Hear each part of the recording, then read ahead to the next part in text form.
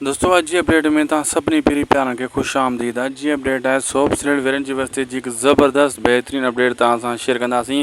दोस्तों हाँ जो शामिर के बलाज खान पाँचे यानी बिजार खान पाँचे तरीक़े से फसाण की कोशिश कर रहा है।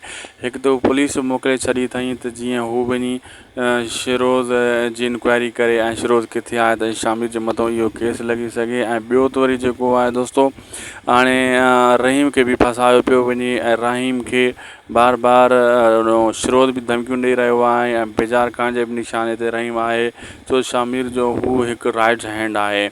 मेरे हिसाब से ज़बरदस्त सीन थियण वारा वीरन की बस्ती में अचण वाले एपिसोडन में अचण वारा एपिसोड ज़बरदस्त सनसनीखेज़ थियण वारा आहिनि। शामिर थोड़ो वक्ती तौर नाकाम थींदो लेकिन एतिरो भी नाकाम कान थींदो जो नुकसान खाई वे लेकिन पोइ इन्हनि दुश्मन के हू टांडा ॾेई छॾींदो।